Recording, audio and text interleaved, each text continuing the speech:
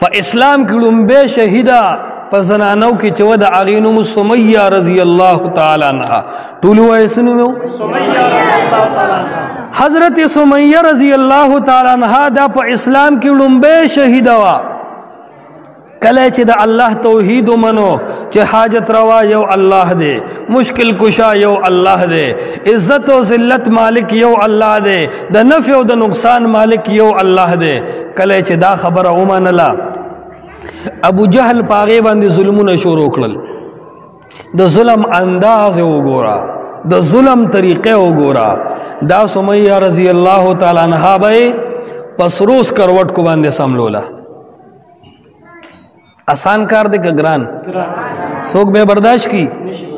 بے بوڑے زنانہ دے شپیتو کالو اگا سمیہ رضی اللہ تعالیٰ عنہ بے پزمک باندے ساملولا اس کروٹ کے بے پیدا پاسا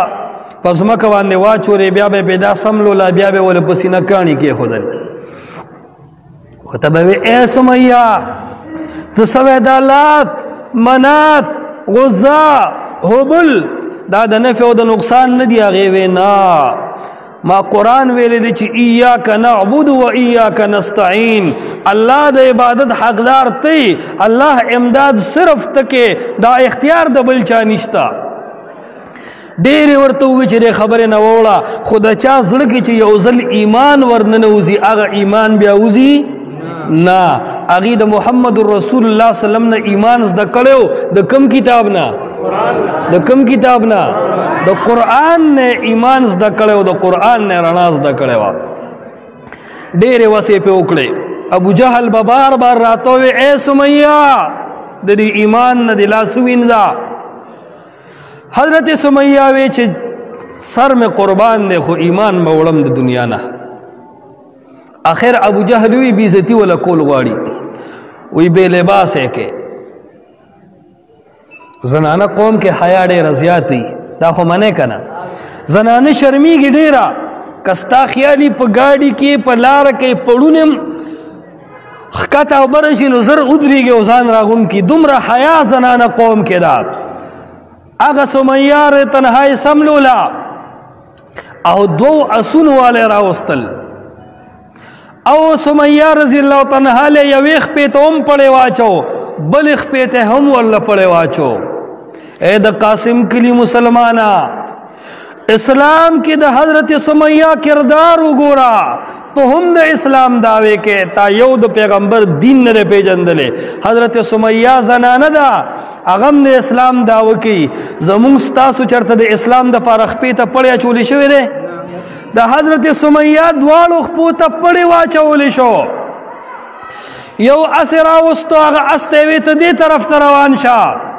بل اسوالتیوی تا دی طرف تروان شا دا پڑی اونی سے او دا پا منز باندی دوکونن خلق پا تماشا دے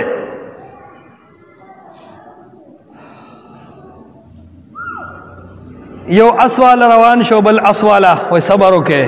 اے سمیہ پا منز دوکی گی بیزتی دے کوما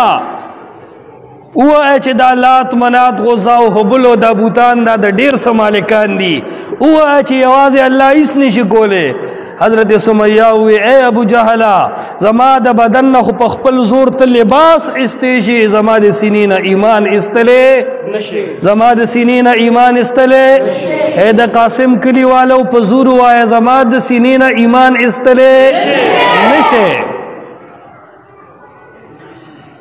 حضرت سمیہ رضی اللہ تعالیٰ عنہ تا قوم پا تماشا دے لوی والا اور تو گوری